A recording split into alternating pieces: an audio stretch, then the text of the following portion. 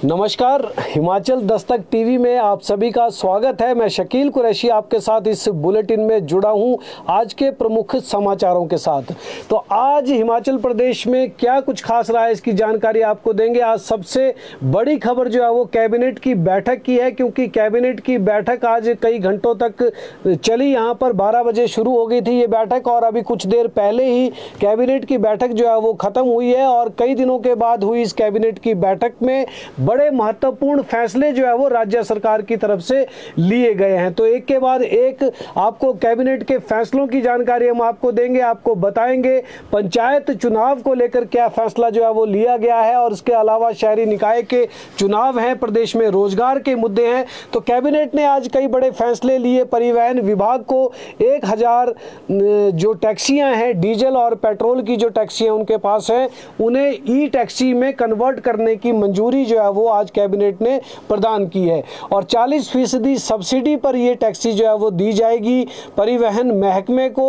और इससे जो है वो एक आपको बता दें कि जो प्रदेश में राजीव गांधी एक योजना जो है वो यहाँ पर चल रही है, स्वरोजगार योजना, उसके तहत ये टैक्सियां जो है वो यहाँ पर बदली जाएंगी और इससे एक बड़ा रोजगार भी यहाँ पर परिवहन विभाग के माध्यम से जो है वो मिल सकेगा। तो प्रदेश की वर्तमान सरकार ने रोजगार की दृष्टि से एक बड़ा फैसला ये लिया है। 1000 नई ई टैक्सियां जो है वो परिवर्तित की जाएंगी। इसके अलावा आज कई वेतनमान भी जो है, मानदेय जो है वो कई कर्मचारियों के बढ़ाए गए हैं, जिसमें स्पेशल पुलिस ऑफिसर्स का मानदेय 300 रुपये मासिक जो है वो बढ़ाया गया। अप्रैल महीने से जो है वो 510 कर्मचारियों को ये लाभ जो है वो यहाँ पर प्रदान किया जाएगा। इसके अलावा SMC teacher, TGT, C and V, JBT lecturer, mid day meal worker, part time worker और वाटर कैरियर जो हैं, उनके मानदेय में 500 रुपये प्रति माह की बढ़ोतरी यहाँ पर कर दी है। जो सरकार ने फैसला लिया था अपने बजट में, उस फैसले को जो है वो आज मूर्त रूप देते हुए ये फैसला लिया गया। मानदेय में जो है वो इन सभी वर्गों के 500 रुपये प्रति माह की बढ़ोतरी की गई और ये 1 अप्रैल से जो है वो हिमाचल प्रदेश में लागू होगा, यानी इन्हें पिछला एरियर भी जो है वो अब यहाँ पर प्रदेश सरकार प्रदान कर देगी। इसके साथ ही एक और कैबिनेट सब कमेटी बनाने का फैसला लिया गया है।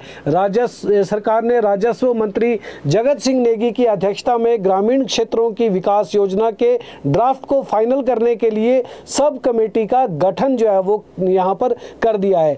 गांव में निर्माण कार्यों को रेगुलेट करने के लिए मॉडल बायलॉज जो है वो बनाए जाएंगे इस कमेटी के माध्यम से। और इस कमेटी में जो अध्यक्ष हैं वो जगत सिंह नेगी हैं, उनके साथ पंचायती राज मंत्री अनिरुद्ध सिंह होंगे, विक्रमादित्य सिंह जो लोक निर्माण मंत्री और शहरी विकास मंत्री हैं उनको रखा गया है। और साथ ही साथ जो नगर नियोजन टीसीपी के जो मंत्री हैं राजेश धर्माणी, वो भी इस कमेटी का जो है वो हिस्सा रहेंगे।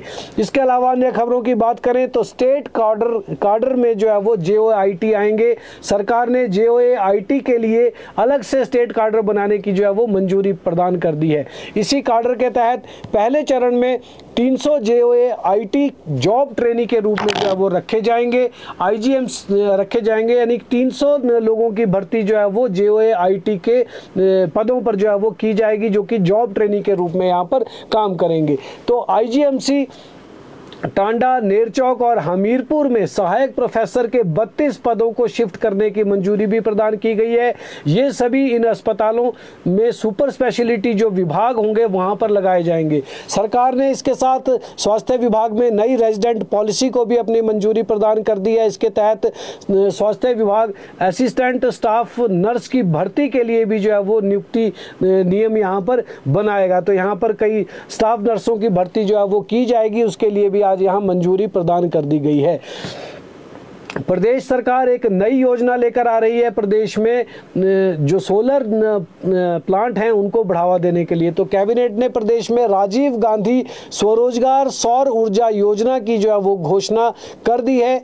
इसके तहत 100 किलोवाट से 2 मेगावाट तक के जो सोलर प्रोजेक्ट है ट्राइबल क्षेत्रों में और नॉन ट्राइबल क्षेत्रों में जो है वो लगाए जाएंगे और सरकार इस पर जो है वो इंटरेस्ट सब्सिडी प्रदान करेगी। तो इन पर सरकार ट्राइबल एरिया में अगर ये लगते हैं तो 5% 5% इंटरेस्ट सब्सिडी सरकार प्रदान करेगी। वहीं नॉन ट्राइबल एरिया में 4% इंटरेस्ट सब्सिडी जो है वो प्रदान की जाएगी। तो ये बड़ा फैसला हिमाचल प्रदेश में सौर ऊर्जा उत्पादन को बढ़ावा देने के लिए और हिमाचल के जो बोनाफाइड हिमाचली हैं उन लोगों को एक बड़ा स्वरोजगार यहाँ पर हासिल करने के लिए जो है वो राज्य सरकार ने इस तरह की योजना लाई है। आपको बताएं बजट में भी इसकी घोषणा की गई थी और आज बाकायदा कैबिनेट की बैठक में इस पर जो है वो फैसला ले लिया गया है।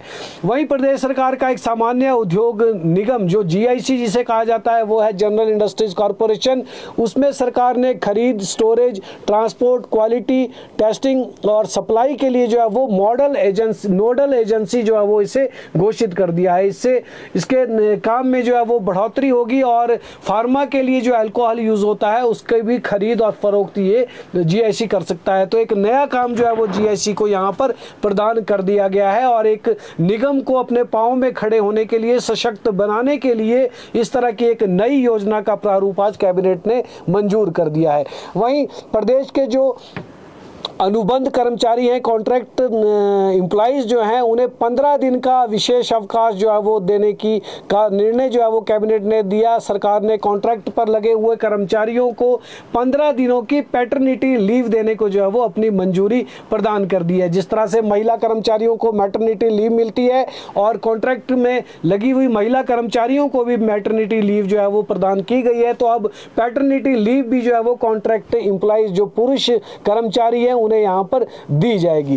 कैबिनेट मीटिंग में स्पेशल पैकेज जो है राहत का वो पूरे प्रदेश में लागू करने का फैसला जो है वो ले लिया गया है। अभी तक इसको लेकर एक असमंजस का दौर हिमाचल प्रदेश में चल रहा था कि कहां पर जहां पर भी ये आपदा आई है उसमें क्या सभी लोगों को ये पैकेज मिलेगा। हालांकि मुख्यमंत्री सुखविंदर सिंह सुक्खू लगातार ये कहते जा रहे थे कि जो हिमाचल सरकार पैकेज देगी वो पूरे प्रदेश के लिए होगा। तो अब केवल मंडी के लिए ही नहीं बल्कि पूरे प्रदेश में जिनके भी आपदा के दौरान जो है वो मकान नष्ट हुए हैं, जिन्हें बड़ा नुकसान हुआ है, उन सभी लोगों को जो है वो 7 लाख रुपए की किस्त जो है वो जारी की जाएगी जिनके भी मकान यहाँ पर टूटे हैं। पूरे प्रदेश में ये पैकेज लागू करने का फैसला जो है वो लिया गया है। तो कैबिनेट के फैसलों की जानकारी देते हुए जो प्रदेश के उद्योग मंत्री हैं हर्षवर्धन चौहान, उन्होंने कहा कि मॉनसून में जिन लोगों के मकान जो है वो आंशिक रूप से क्षतिग्रस्त हुए हैं उन्हें 1.5 लाख रुपए तक की जो है वो एक किस्त इस पैकेज के तहत जो है वो दी जाएगी। उन्होंने कहा कि कैबिनेट में प्रधानमंत्री मोदी द्वारा हिमाचल में आकर 1500 करोड़ रुपए की जो घोषणा, स्पेशल पैकेज की घोषणा यहाँ पर की गई थी, उसको लेकर भी कैबिनेट में चर्चा हुई है और ये बताया गया कि अब तक केंद्र सरकार से ये राहत राशि हिमाचल को नहीं मिल पाई है। फिर भी राज्य सरकार अपने कोष से आपदा प्रभावितों को जो है वो राहत देने के लिए यहाँ पर तैयार है और कैबिनेट ने फैसला ले लिया है कि पूरे प्रदेश में जो भी प्रभावित हुआ है उन सभी को ये विशेष पैकेज प्रदेश सरकार की तरफ से दिया जाएगा। इसके अलावा कैबिनेट ने फैसला लिया कि पंचायतों को रीऑर्गेनाइज करने का प्रोसेस जो है वो आरंभ किया जाएगा। कैबिनेट ने पंचायती राज विभाग को इस संबंध में आदेश जारी कर दिए हैं और इस जो आदेश जो है वो जारी हुए हैं उसके तहत अब ये आपको हम बता दें कि हिमाचल प्रदेश में इस अगर रीऑर्गेनाइजेशन पंचायतों का किया जाता है तो हिमाचल प्रदेश में पंचायती राज संस्थाओं के चुनाव जो है वो आगे और लटक सकते हैं। जिस तरह की डीसीज ने एक चिट्ठी जारी की थी और उस चिट्ठी में जो है वो इन्होंने आग्रह किया है कि पंचायतों के चुनाव को आगे टाल दिया जाए आपदा के कारण, तो अभी फिलहाल इसमें अगर रीऑर्गेनाइजेशन का फैसला जैसे कैबिनेट ने लिया है तो पंचायतों के चुनाव जो है वो आगे के लिए टल सकते हैं। वहीं इसके साथ बात करें तो कैबिनेट ने नगर निगम के मेयर के कार्यकाल को, मेयर और डिप्टी मेयर के कार्यकाल को 2.5 साल से बढ़ाकर 5 साल के लिए जो है वो आगे कर दिया है। इसकी भी आज मंजूरी जो है वो यहाँ पर दे दी गई है। तो मेयर का कार्यकाल 5 साल कर दिया गया है। हिमाचल में टूरिज्म इन्वेस्टमेंट प्रमोशन काउंसिल को जो है वो खोला जाएगा। इसके अध्यक्ष मुख्यमंत्री सुखविंदर सिंह सुक्खू खुद होंगे। इसे टूरिज्म सिविल एविएशन डिपार्टमेंट के अधीन जो है वो खोला जाएगा। इसके खुलने से टूरिज्म के प्रोजेक्ट में जो है वो अनावश्यक की देरी जो है वो अब नहीं होगी। 50 करोड़ रुपए से ज़्यादा के प्रोजेक्ट की इस काउंसिल से जो है वो मंजूरी लेनी आसानी से जो है वो मिल जाएगी और विभिन्न प्रकार के अनापत्ति प्रमाण पत्र 14 दिनों के भीतर जो है वो देने होंगे, ये भी फैसला लिया गया है। इसके अन्य खबरों पे बात करें तो 19 स्पोर्ट्स को खेल सूची में शामिल करने की मंजूरी प्रदान की गई है। कैबिनेट बैठक में उन 19 खेलों की सूची में शामिल करने को मंजूरी दी गई जो राज्य सरकार के विभागों, बोर्डों, निगमों आदि के अंतर्गत समूह ए, बी, सी और डी के पदों सेवाओं में नियुक्ति के लिए योग्य मेधावी खिलाड़ियों को योग्य बनाते हैं। यानी खेल कोटे में जो है वो बढ़ोतरी जो है वो यहाँ फिलहाल कैबिनेट के इस फैसले से हो गई है। इन खेलों में बेसबॉल है, पैरा स्पोर्ट्स है, रग्बी है, ट्रायथलॉन है, बधिर खेल हैं, मलखंभ है, kudo, motor sports, pencak, silat, shooting ball, soft tennis, roll ball, 10 pin bowling, रस्साकशी, तलवारबाजी, netball, sepak takraw, wushu और किक बॉक्सिंग इसको भी शामिल कर दिया गया है। यानी इन खेलों में जो भी बच्चे जो है वो आगे बढ़े हैं उनको भी सरकारी नौकरी में जो है वो सेवाएं देने का मौका मिल सकता है, उनको भी खेल कोटा यहाँ पर प्रदान किया जाएगा। तो जो खेल कोटा पहले से राज्य सरकार 4% दे रही है वो इन खेलों में भी लागू यहां पर कर दिया जाएगा। वहीं प्रदेश सरकार स्वास्थ्य संस्थानों में नर्सों के 400 पदों पर और भर्तियां करने जा रही है, इसका भी फैसला लिया गया है। नेशनल हेल्थ मिशन और आउटसोर्स आधार पर मेडिकल कॉलेजों में रिक्त पदों को भरा जाएगा। स्वास्थ्य संस्थानों में जल्द नर्सों की भर्ती होगी और इसके चलते स्वास्थ्य विभाग औपचारिकताएं पूरी करने में जो है वो जुटा हुआ है। बीते 4 महीने में स्वास्थ्य विभाग में 600 के करीब नर्सों की भर्ती की जा चुकी है। इन नर्सों को मेडिकल कॉलेजों के अलावा आदर्श अस्पतालों में तैनात किया जाना है। हाल ही में सरकार ने 53 डॉक्टरों की भर्तियां भी प्रदेश में की हैं। इनकी तैनाती के आदेश भी जारी किए जा चुके हैं। विभाग ने इन पदों को भरने की औपचारिकताएं भी जो है वो शुरू कर दी हैं। डॉक्टरों के लिए नई सेवा शर्तें कैबिनेट ने आज मंजूर की हैं। प्रदेश सरकार ने सुपर स्पेशलिटी अस्पताल चमियाना में सेवाएं देने वाले डॉक्टरों के लिए 1 साल की फील्ड पोस्टिंग की शर्त को जो है वो हटा दिया है। ये छूट केवल सुपर स्पेशलिटी चमियाना में सेवाएं देने वाले डॉक्टरों को ही मिल पाएगी। अन्य मेडिकल कॉलेज और जोनल अस्पतालों में नियम जो है वो लागू नहीं होंगे। वहीं हिमाचल प्रदेश सामान्य प्रशासन विभाग की ओर से साल 2026 के राजपत्रित अवकाश भी घोषित कर दिए हैं। अगले साल 5 सरकारी छुट्टियां जो है वो रविवार के दिन होंगी, इससे कर्मचारियों को जो है वो नुकसान हुआ है। वहीं 2026 में दिवाली, शिवरात्रि, गुरु रविदास जयंती, परशुराम जयंती और पूर्ण राज्यत्व दिवस रविवार को जो है वो आ रहे हैं। इन पर छुट्टियां जो है वो सरकारी कर्मचारियों की छुट्टियां मारी गई एक तरह से। पूर्ण राज्यत्व दिवस 25 जनवरी को, गुरु रविदास जयंती 1 फरवरी, महाशिवरात्रि 15 फरवरी, परशुराम जयंती 19 अप्रैल और दीपावली 8 नवंबर को होगी। कैलेंडर के अनुसार कुल 24 राजपत्रित अवकाश जो है वो पूरे वर्ष में रहेंगे, जबकि 12 अराजपत्रित अवकाश होंगे। महिला कर्मियों के लिए रक्षाबंधन, करवा चौथ और भाई दूज पर जो है वो 3 अवकाश अलग से तय किए गए हैं। इसके अलावा स्थानीय स्तर पर 2 अवकाश जो है वो जिला उपायुक्त अपने स्तर पर घोषित कर सकते हैं। तो सरकारी कर्मचारियों के लिए राहत भरी खबर यह है कि अगले साल 26 जनवरी और सोमवार और 15 अगस्त शनिवार के दिन होंगे। ऐसे में रविवार की छुट्टी मिलकर रविवार की एक छुट्टी को लेकर जो है वो एक साथ 2 अवकाश इनके बन सकते हैं।